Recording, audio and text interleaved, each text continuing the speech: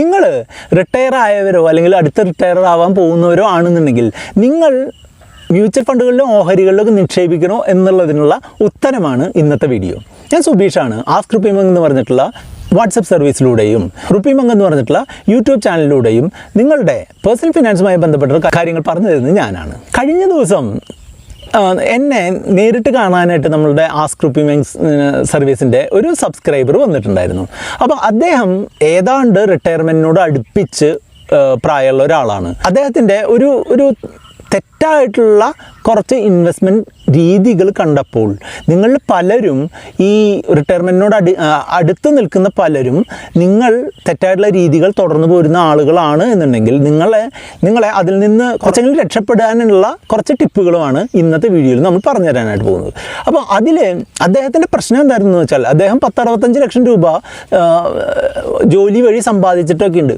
പക്ഷേ അദ്ദേഹം റിട്ടയർ ആവാറായി, അദ്ദേഹത്തിൻ്റെ മക്കളുടെ വിവാഹപ്രായമായി, അദ്ദേഹത്തിന് ഈ വർഷവും അടുത്ത വർഷമൊക്കെ ആയിട്ട് ഈ 60 ലക്ഷം രൂപയെങ്കിലും അദ്ദേഹത്തിൻ്റെ ആവശ്യങ്ങൾക്കായിട്ട് വേണം. അതോടൊപ്പം തന്നെ അദ്ദേഹത്തിന് ഭാവിയിൽ കുറച്ച് ഓരോ മാസ ചെലവുകൾ നടന്നു പോകാനുള്ള പൈസയും കിട്ടണം.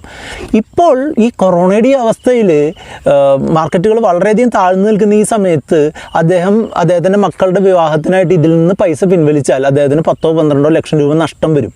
മനസ്സിലായോ? അപ്പോൾ അങ്ങനെയുള്ളൊരു സിറ്റുവേഷനിൽ എന്ത് ചെയ്യുമെന്ന് ഒരു ഡയറക്ഷൻ കിട്ടുന്നതിനായിട്ടാണ് അദ്ദേഹം എന്നെ കാണാനായിട്ട് വന്നത്. നമ്മൾ ചെറിയൊരു രീതിയിലുള്ളൊരു പ്ലാൻ നമ്മൾ അദ്ദേഹത്തിന് ഉണ്ടാക്കി കൊടുക്കുകയും ചെയ്തു. അദ്ദേഹം ചെയ്തിട്ടുള്ള തെറ്റെന്താണെന്ന് വെച്ചാൽ മൊത്തം പൈസയും മ്യൂച്വൽ ഫണ്ടുകളിൽ ഇട്ടു, അല്ലെങ്കിൽ ഷെയറുകളിലും മ്യൂച്വൽ ഫണ്ടുകളുമായിട്ട് ഇട്ടു എന്നുള്ളതാണ്. അപ്പോൾ ഇങ്ങനെ ഒരു കൊറോണയുടെ ഒരു സിറ്റുവേഷനൊന്നും അദ്ദേഹം പ്രതീക്ഷിച്ചിട്ടുണ്ടാവില്ല. അദ്ദേഹം പറഞ്ഞത് പ്രകാരം KSFയിൽ നിന്ന് കിട്ടിയ ചിട്ടിയുടെ എമൗണ്ട് വരെ ഞാനിതിൽ ഇട്ടിട്ട് ഒറ്റയടിക്ക് മ്യൂച്വൽ ഫണ്ടിൽ ഇട്ടു എന്നുള്ളതാണ്. ഇദ്ദേഹത്തെ പറ്റിച്ചവരൊക്കെ നല്ല മിടുക്കന്മാർ ആയിട്ടുള്ള ആളുകൾ ഇപ്പോഴും നാട്ടിലുണ്ട് കേട്ടോ. യൂട്യൂബ് ചാനലിനെ ബേസ് ചെയ്തുകൊണ്ട് ഇൻവെസ്റ്റ്മെൻറ്റ് നടത്തുന്ന ആളുകളും അതുപോലെ കേരളത്തിലെ പ്രധാനപ്പെട്ട ഒരു സ്റ്റോക്ക് ബ്രോക്കറൊക്കെയാണ് ഇദ്ദേഹത്തിൻ്റെ ഫണ്ടുകൾ മാനേജ് ചെയ്തിട്ടുള്ളത്.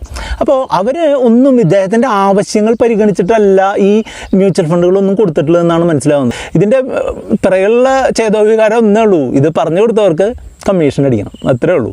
അപ്പോൾ ഇദ്ദേഹം വളരെ മോശപ്പെട്ടൊരവസ്ഥയിലാണ് ഇപ്പോൾ എത്തി നിൽക്കുന്നത്. കാരണം എന്താണെന്ന് വെച്ചാൽ ഇപ്പോൾ പണം പിൻവലിച്ചു കഴിഞ്ഞാൽ അദ്ദേഹത്തിന് 10% നഷ്ടമാണ്. മനസ്സിലായില്ലേ? അപ്പോൾ ഈ കാര്യം നമ്മൾ അദ്ദേഹത്തിനോട് കാര്യങ്ങൾ ഇങ്ങനെയൊക്കെയാണ്, അതായത് നിങ്ങൾക്ക് ഫണ്ട് സജസ്റ്റ് ചെയ്ത് തന്നവർ നിങ്ങളുടെ കാര്യങ്ങൾ കൃത്യമായിട്ട് മനസ്സിലാക്കാതെ അവരുടെ ഗെയിനിന് വേണ്ടി മാത്രം ചെയ്തതാണ്. അപ്പോൾ നമ്മൾ ഇനി നിങ്ങളിൽ പലർക്കും ഇങ്ങനെയുള്ള ഇൻവെസ്റ്റ്മെൻറ്റുകളൊക്കെ ഉണ്ടെന്നുണ്ടെങ്കിൽ ഒന്ന് നിങ്ങൾ റിവ്യൂ ചെയ്യുക, കാര്യങ്ങൾ മനസ്സിലാക്കുക. അതിന് വേണ്ടിയിട്ടുള്ള ടിപ്പുകളാണ് ഇനി പറഞ്ഞു തരാനായിട്ട് പോകുന്നത്. റിട്ടയർ ആയിട്ടുള്ള ആളുകൾ അല്ലെങ്കിൽ റിട്ടയർമെൻറ്റിനോട് അടുത്ത് നിൽക്കുന്ന ആളുകൾ മ്യൂച്വൽ ഫണ്ടുകളിലോ ഷെയറുകളിലോ നിക്ഷേപിക്കുന്നതുകൊണ്ട് യാതൊരുവിധ തെറ്റുമില്ല എന്നുള്ളതാണ് ഒന്നാമത്തെ കാര്യം. പക്ഷേ നിങ്ങൾ മ്യൂച്വൽ ഫണ്ടുകളിലും ഷെയറുകളിലും മാത്രമാവരുത് നിങ്ങളുടെ നിക്ഷേപം എന്നുള്ളത് തീർച്ചയായിട്ടും നിങ്ങൾ മനസ്സിലാക്കണം. പിന്നെ മ്യൂച്വൽ ഫണ്ടുകളിലും ഷെയറുകളിലും നിക്ഷേപിച്ചു കഴിഞ്ഞാൽ ഒരു ഉറപ്പായിട്ടുള്ള ലാഭം അല്ലെങ്കിൽ ഉറപ്പായിട്ടുള്ള നേട്ടം വളരെ പെട്ടെന്ന് കിട്ടുമെന്നുള്ള തെറ്റായിട്ടുള്ള പ്രോമിസുകൾ ആരെങ്കിലും തരുന്നുണ്ട് എന്നുണ്ടെങ്കിൽ അത് ഈ ചെവി കൂടെ കേൾക്കുക, ആ ചെവി കൂടെ വിടുക. അങ്ങനെ ഒരു കാര്യമില്ല. അങ്ങനെയാണെന്നുണ്ടെങ്കിൽ ഇപ്പോൾ ഈ കൊറോണയുടെ കാര്യം വന്നപ്പോൾ എന്താ സംഭവിച്ചതെന്നുള്ള എല്ലാവർക്കും അറിയാമല്ലോ അല്ലേ? ഞാനടക്കമുള്ള എല്ലാവരുടെയും പോർട്ട്ഫോളിയോ 10-20% ഒറ്റയടിക്ക് ഒരാഴ്ച കൊണ്ടൊക്കെ താഴ്ന്നു പോവുകയാണ് ചെയ്തത്. മനസ്സിലായില്ലേ? അപ്പോൾ ഈ ഷെയറുകളിലായാലും മ്യൂച്വൽ ഫണ്ടുകളിലായാലും ഇൻവെസ്റ്റ് ചെയ്യുന്ന എമൗണ്ടിന് യാതൊരുവിധ ഗ്യാരണ്ടിയും ഇല്ല എന്നുള്ളത് നമ്മൾ മനസ്സിലാക്കണം. അപ്പം നമുക്ക് ഒരു പ്രത്യേക സമയത്ത് ആവശ്യങ്ങൾ വരാൻ സാധ്യതയുണ്ടെന്നുണ്ടെങ്കിൽ ആ സമയത്ത് നമുക്ക് ഗ്യാരണ്ടി ആയിട്ട് പണം കിട്ടണം എന്നുണ്ടെങ്കിൽ അതിനനുസരിച്ചുള്ള ഫണ്ടുകളിൽ വേണം ഇടാൻ, അതിനനുസരിച്ചിട്ടുള്ള നിക്ഷേപങ്ങളിൽ വേണം നിക്ഷേപം ഇറക്കാൻ. ഇപ്പോൾ നമുക്ക് ഉറപ്പായിട്ടുള്ള ഒരു പണം വേണമെന്നുണ്ടെങ്കിൽ ഫിക്സഡ് ഡെപ്പോസിറ്റുകളിലൊക്കെ ഇടേണ്ടതായിട്ട് വരും. കാരണം എന്താ, അതിന് ലാഭം കുറവാണ് എന്നുണ്ടെങ്കിലും നമ്മൾക്ക് സുഹൃത്തിൻ്റെ കാര്യം പറയുകയാണെന്നുണ്ടെങ്കിൽ അന്ന് കല്യാണം നടത്തണമെന്നുണ്ടെങ്കിൽ പൈസ വേണം അല്ലേ? അത് നമുക്ക് പൈസ തീർച്ചയായിട്ടും വേണ്ടതായിട്ട് വരും. അത് നമ്മൾ ആ ഫണ്ടിൽ തന്നെ ഇപ്പോൾ മ്യൂച്വൽ ഫണ്ടുകൾ കടന്നു കഴിഞ്ഞാൽ അന്നിപ്പോൾ ഈ കൊറോണയുടെ പോലെ പ്രശ്നങ്ങൾ വന്നു കഴിഞ്ഞിട്ടുണ്ടെങ്കിൽ നമുക്ക് ആ പണത്തിൽ നിന്ന് വളരെയധികം നഷ്ടങ്ങൾ വരാനുള്ള സാധ്യതയൊക്കെ ഉണ്ട്. അതുകൊണ്ട് തന്നെ എപ്പോഴും നമ്മളുടെ ഗോളുകൾ എത്തുമ്പോൾ നിങ്ങൾ എന്താ ചെയ്യേണ്ടതെന്ന് വെച്ചാൽ ആ ഗോളുകൾ എത്തുന്നതിന് ഒരു 3-4 കൊല്ലം മുമ്പ് കുറേശ്ശെയായിട്ട് പണം നിങ്ങളെങ്ങോട്ട് പിൻവലിക്കണം. ഫിക്സഡ് ഡെപ്പോസിറ്റുകളിലേക്കോ അല്ലെങ്കിൽ റിസ്ക് കുറഞ്ഞിട്ടുള്ള ഡെപ്റ്റ് മ്യൂച്വൽ ഫണ്ടുകളിലോ ലിക്വിഡ് മ്യൂച്വൽ ഫണ്ടുകളിലൊക്കെ പണം മാറ്റി വെക്കണം. എന്നാലേ നമ്മൾക്ക് ഉറപ്പായിട്ട് പണത്തിൻ്റെ ആവശ്യം വരുന്ന സമയത്ത് നമുക്ക് പണം കിട്ടുകയുള്ളൂ. അതാണ് ഒരു കാര്യം. മറ്റൊരു കാര്യം, ഈ ഷെയർ മാർക്കറ്റ് അല്ലെങ്കിൽ മ്യൂച്വൽ ഫണ്ട് എന്ന് പറഞ്ഞൊരു ഗാംബ്ലിംഗ് അല്ല. കാര്യങ്ങൾ മനസ്സിലാക്കി ചെയ്യണം. അതുപോലെ തന്നെ നമ്മൾ കൃത്യമായുള്ള സമയത്ത് അത് റിവ്യൂ ചെയ്യുകയും വേണം. ഇപ്പോൾ നിങ്ങൾക്ക് കാര്യങ്ങൾ റിവ്യൂ ചെയ്യാൻ ബുദ്ധിമുട്ടുണ്ടെന്നുണ്ടെങ്കിൽ നമുക്ക് ആസ്ക് RupeeMonk സർവീസിനെ കോൺടാക്ട് ചെയ്ത് കഴിഞ്ഞാൽ നമുക്ക് നിങ്ങളുടെ കാര്യങ്ങൾ റിവ്യൂ ചെയ്ത് നിങ്ങളുടെ സജഷൻസ് തരാനായിട്ട് സാധിക്കും. അപ്പോൾ അതിനുള്ള വാട്സപ്പ് നമ്പറാണ് നിങ്ങളോട് കാണുന്നത്. റിട്ടയർ ആയവരുടെ പ്രധാനപ്പെട്ട ആവശ്യം അല്ലെങ്കിൽ റിട്ടയർ ആവാൻ പോകുന്നവരുടെ പ്രധാനപ്പെട്ട ആവശ്യം എന്ന് പറഞ്ഞിട്ടുണ്ടെങ്കിൽ ഒരു മന്ത്ലി ഇൻകം കിട്ടുക എന്നുള്ളതാണ് അല്ലേ.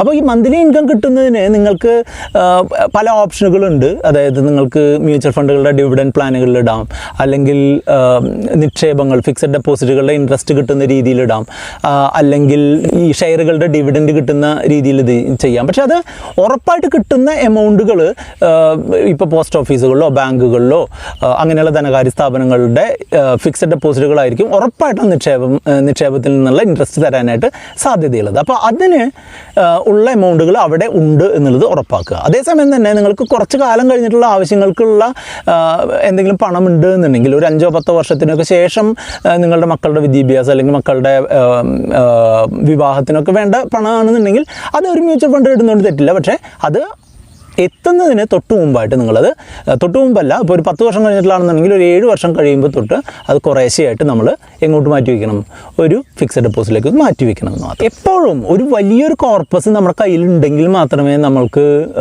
മന്ത്ലി ഫിക്സഡ് ആയിട്ടുള്ള ഒരു റിട്ടേൺ കിട്ടുകയുള്ളൂ എന്ന് പറയും. അതായത് ഇപ്പോൾ സാധാരണഗതിയിൽ നമ്മൾ കേട്ടിട്ടുള്ള എന്താണെന്ന് വെച്ചാൽ, ഇപ്പോൾ ഒരു 1 ലക്ഷം രൂപ നിങ്ങൾക്ക് ഒരു മാസം നിങ്ങൾക്ക് മാസച്ചെലവിനായിട്ട് വേണമെന്നുണ്ടെങ്കിൽ നിങ്ങൾ മിനിമം ഒരു 2 കോടി രൂപയുടെ ആസ്തിയെങ്കിലും നിങ്ങൾക്ക് വേണം. എങ്കിൽ നിങ്ങൾക്ക് കുറേശ്ശെ പിൻവലിച്ചാലും നിങ്ങൾ മരിക്കുന്നത് വരെയും ആ പണം ഇല്ലാതായി പോവില്ല എന്നുള്ള ഒരു ഗ്യാരണ്ടിയോടുകൂടി നിങ്ങൾക്ക് പിൻവലിക്കാൻ പറ്റും. അതായത് നമ്മൾ ഇയർലി റിട്ടേൺ റേറ്റ് 6% വെച്ച് നമ്മൾ പിൻവലിച്ചാൽ നമ്മളുടെ പണം സാധാരണഗതിയിൽ നഷ്ടപ്പെട്ടു പോകുക അല്ലെങ്കിൽ അവസാനിച്ച് പോവില്ല. അപ്പോൾ അങ്ങനത്തെ, അതായത് നിങ്ങൾക്കിപ്പോൾ ഒരു മാസം 30,000 രൂപയാണ് വേണ്ടതെങ്കിൽ നിങ്ങൾക്ക് എത്ര വേണ്ടി വരും? 60 ലക്ഷം രൂപയുടെ ഒരു കോർപ്പസ് ഉണ്ടാവണം. അത് ഉണ്ടാക്കുന്നതിനായിട്ടുള്ള പരിശ്രമം നടത്തണം. അതോടൊപ്പം തന്നെ നിങ്ങൾക്ക് മറ്റു ലക്ഷ്യങ്ങളുണ്ടെങ്കിൽ അതിനുള്ള പണം കൂടെ നിങ്ങൾ കണ്ടെത്തണം. അതിന് വേണ്ടിയിട്ട് വേണം നിങ്ങൾ ഇൻവെസ്റ്റ് ചെയ്യാൻ. മറ്റൊരു കാര്യം നമ്മൾ എപ്പോഴും പറയാറുള്ളത് എന്താണെന്ന് വെച്ചാൽ, കുട്ടികളുടെ വിദ്യാഭ്യാസത്തിന് കൃത്യമായിട്ടുള്ള ഫണ്ട് കണ്ടെത്തുക എന്നുള്ളതാണ്. അതായത് ഇപ്പോൾ നിങ്ങൾ റിട്ടയർ ആവുന്ന സമയത്ത് നിങ്ങൾക്ക് ഫണ്ടൊന്നും ഇല്ലെന്നുണ്ടെങ്കിലും നിങ്ങളുടെ മക്കൾ അത്യാവശ്യം തെറ്റില്ലാത്ത ഒരു ഫിനാൻഷ്യൽ പൊസിഷനിലായെങ്കിൽ അവരുടെ സപ്പോർട്ട് നിങ്ങൾക്ക് കിട്ടുമല്ലേ. അതുകൊണ്ട് കുട്ടികൾക്ക് കൃത്യമായിട്ടുള്ള വിദ്യാഭ്യാസം കൊടുക്കുക, അവരെ ഏൺ ചെയ്യാനുള്ള അല്ലെങ്കിൽ അവരെ സമ്പാദിക്കാൻ പ്രാപ്തരാക്കുന്ന രീതിയിലുള്ള ഒരു വിദ്യാഭ്യാസം കൊടുക്കുക എന്നുള്ളത് വളരെ പ്രധാനമാണ്. അപ്പോൾ അവരുടെ സപ്പോർട്ട് കിട്ടുകയാണെന്നുണ്ടെങ്കിൽ നമുക്ക് റിട്ടയർമെൻറ്റ് സമയത്ത് നമ്മളുടെ ഫണ്ടുകൾ ഗുണം ചെയ്തില്ലെങ്കിലും നമ്മുടെ കുട്ടികൾ നമുക്ക് ഗുണം ചെയ്യുമല്ലോ. അപ്പോൾ അത് ഒരു പ്രധാനപ്പെട്ട ഒരു പോയിൻ്റായിട്ട് നമുക്ക് തോന്നുന്നുണ്ട്. ഇനി ഇത്രയും പറഞ്ഞതിൽ നിന്ന് നിങ്ങൾക്ക് കാര്യങ്ങൾ ഇഷ്ടപ്പെടുന്നുണ്ടെങ്കിൽ നിങ്ങൾ ഈ വീഡിയോ ലൈക്ക് ചെയ്തുകൊണ്ട് മുന്നോട്ട് പോവുക. എന്തെങ്കിലും കമൻറ്റുകൾ ഉണ്ടെങ്കിൽ കമൻറ്റ് ചെയ്യാനും മറക്കരുത്. എന്തെങ്കിലും അഭിപ്രായങ്ങൾ ഉണ്ടെങ്കിൽ കമൻറ്റ് ചെയ്യാനും മറക്കരുത്. ഇനി ഈ റിട്ടയർമെൻറ്റ് ഫണ്ട് നിങ്ങൾ എങ്ങനെ ഉണ്ടാക്കുമെന്ന് ചോദിച്ചു കഴിഞ്ഞാൽ, നിങ്ങൾ വലിയ ഒരു ലക്ഷ്യത്തിനായിട്ടാണ് പോകുന്നതെന്നുണ്ടെങ്കിലും നിങ്ങൾക്ക് എത്ര കാലമുണ്ട് എന്നുള്ളത്, അതായത് നിങ്ങൾക്ക് ഇൻവെസ്റ്റ് ചെയ്യാനായിട്ട് എത്ര സമയമുണ്ട് എന്നുള്ളതിനനുസരിച്ച് നിങ്ങളുടെ ഇൻവെസ്റ്റ്മെൻറ്റ് കൂട്ടുകയോ കുറയ്ക്കുകയൊക്കെ ചെയ്യാം. ഇപ്പോൾ ഒരു 30 വയസ്സുള്ള ആളാണ്, നിങ്ങൾക്കൊരു 25 വർഷത്തിന് ശേഷമാണ് റിട്ടയർമെൻറ്റ് എന്നുണ്ടെങ്കിൽ നിങ്ങൾക്ക് ചെറിയ രീതിയിൽ 10-15,000 രൂപ വെച്ച് ഒരു മാസം ഇൻവെസ്റ്റ് ചെയ്താലും നിങ്ങൾക്ക് വളരെ വലിയൊരു കോർപ്പസ് ആ സമയത്ത് ഉണ്ടാക്കാനായിട്ട് സാധിക്കും. അതുകൊണ്ട് ചെറിയ രീതിയിൽ നിക്ഷേപം തുടങ്ങുക. എപ്പോഴും ദീർഘകാലത്തുള്ള നിക്ഷേപങ്ങൾ മ്യൂച്വൽ ഫണ്ടുകളിലും ഷെയറുകളിലും ആക്കുക. ചെറിയ കാലത്തേക്കുള്ള നിക്ഷേപങ്ങൾ ഫിക്സഡ് ഇൻകം തരുന്ന FDകളിലോ അല്ലെങ്കിൽ RDകളിലോ അല്ലെങ്കിൽ കടപ്പത്രങ്ങളിലോ NCD ബോണ്ടുകളിലോ ഒക്കെ നിക്ഷേപിക്കുക. നിങ്ങൾ ഓരോ വർഷം കഴിയുന്തോറും നിങ്ങളുടെ ഇൻവെസ്റ്റ്മെൻറ്റ് കൂട്ടി കൊണ്ടുവരാനായിട്ട് ശ്രദ്ധിക്കുക എന്നുള്ളത് മറ്റൊരു പ്രധാനപ്പെട്ട കാര്യമാണ്. ഇനി റിട്ടയർ ആയിട്ടുള്ള ആളുകൾ ശ്രദ്ധിക്കണം മറ്റൊരു കാര്യം എന്താണെന്ന് വെച്ചാൽ, ഒരിക്കലും നിങ്ങളുടെ ഒരു പോർട്ട്ഫോളിയോയിൽ ഒരു പകുതിയിൽ കൂടുതൽ സ്റ്റോക്കുകളിലും മ്യൂച്വൽ ഫണ്ടുകളിലുള്ള സമ്പാദ്യം ആവാതിരിക്കാൻ ശ്രദ്ധിക്കുക. സാധാരണഗതിയിൽ ഒരു 50 വയസ്സൊക്കെ കഴിഞ്ഞു കഴിഞ്ഞിട്ടുണ്ടെങ്കിൽ ഒരു പകുതിയിൽ താഴെയായിട്ട് മ്യൂച്വൽ ഫണ്ടുകളുടെയും സ്റ്റോക്കുകളുടെയും അളവ് നിലനിർത്തുക എന്നുള്ളത് പ്രധാനപ്പെട്ട ഒരു കാര്യമാണ്. പിന്നെ ഓരോ വർഷം കഴിയുന്തോറും ആ മ്യൂച്വൽ ഫണ്ടുകളുടെ അളവ് കുറച്ച് ഫിക്സഡ് ആയിട്ട് കിട്ടുന്ന ഇൻകത്തിൻ്റെ അളവ് കൂട്ടി കൊണ്ടുവരിക എന്നുള്ളതാണ്. അതുപോലെ ഞാൻ മുൻപ് പറഞ്ഞതുപോലെ ഗോളുകളുടെ അടുത്തെത്തുമ്പോൾ നമ്മൾ പണം സിസ്റ്റമാറ്റിക് ആയിട്ട് മന്ത്ലി ആയിട്ടോ അല്ലെങ്കിൽ പല തവണകളായിട്ടോ ഫിക്സഡ് ഇൻകം തരുന്ന എഫ് ഡികളിലും ബാങ്ക് ഡെപ്പോസിറ്റുകളിലേക്കൊക്കെ മാറ്റുക എന്നുള്ളത് നന്നായിരിക്കും. ഈ ഇക്വിറ്റികളിൽ തന്നെയാണെന്നുണ്ടെങ്കിൽ ഇക്വിറ്റികളിൽ നിക്ഷേപിക്കുകയാണെന്നുണ്ടെങ്കിൽ ലാർജ് ക്യാപ്പ് ആയിട്ടുള്ള മ്യൂച്വൽ ഫണ്ടുകളിലോ സ്റ്റോക്കുകളിലോ ഒക്കെ നിക്ഷേപിക്കാനായിട്ട് ശ്രദ്ധിക്കുക. ഈ റിട്ടയർമെൻറ്റിന് അടുത്ത് ഉള്ളവർ അല്ലെങ്കിൽ റിട്ടയർ ആയവർ ലാർജ് ക്യാപ്പ് ആയിട്ടുള്ള ഫണ്ടുകളിലും സ്റ്റോക്കുകളിലും നിക്ഷേപിക്കാനായിട്ട് ശ്രദ്ധിക്കുക. പരമാവധി കാര്യങ്ങൾ ഡൈവേഴ്സിഫൈ ചെയ്യുക, അതായത് പല സ്ഥലങ്ങളിലായിട്ട് നിക്ഷേപിക്കുക എന്നുള്ളതാണ് നല്ലത്. അതായത് ഒരു ബാങ്കിൽ മൊത്തം എഫ് ഡി ഇടരുത്, ഒരു സ്റ്റോക്കിൽ മൊത്തം പൈസ ഇടരുത്, ഒരു മ്യൂച്വൽ ഫണ്ടിൽ മൊത്തം പൈസ ഇടരുത്. അങ്ങനെ എല്ലാം കൂടെ ഒരു സ്ഥലത്ത് എന്നുള്ള ഇതാവരുത്. പല സ്ഥലങ്ങളിലായിട്ട് കുറേശ്ശെ എമൗണ്ടുകളായിട്ട് നിക്ഷേപിക്കുക എന്നുള്ളതാണ് ഏറ്റവും നല്ലത്. അപ്പോൾ ഒരെണ്ണം പൊട്ടിപ്പോയാലും നമുക്ക് പ്രശ്നമില്ല. അപ്പോൾ അതുകൊണ്ടാണ് അങ്ങനെ പറയുന്നത്. അപ്പോൾ ഈ കാര്യങ്ങൾ നിങ്ങൾക്ക് എന്തെങ്കിലും അറിയാനുണ്ടെന്നുണ്ടെങ്കിൽ നിങ്ങൾക്ക് ആസ്ക് RupeeMonk സർവീസിനെ സമീപിക്കാം. അതിൻ്റെ വാട്സപ്പ് നമ്പറാണ് ഇവിടെ കാണുന്നത്. ഇതുമായി ബന്ധപ്പെട്ട 2 വീഡിയോകൾ നമ്മൾ ചെയ്തിട്ടുണ്ട്. ആ വീഡിയോകളുടെ ലിങ്ക് നിങ്ങൾക്ക് ഇവിടെ കാണാം. ആ ലിങ്ക് ക്ലിക്ക് ചെയ്തുകൊണ്ട് നിങ്ങൾക്ക് മുന്നോട്ട് പോകാം. ചാനൽ സബ്സ്ക്രൈബ് ചെയ്യാൻ മറക്കരുത്. കൂട്ടുകാരുമായിട്ട് വീഡിയോ ഷെയർ ചെയ്താൽ അവർക്കും കൂടെ ഉപകാരമാവും.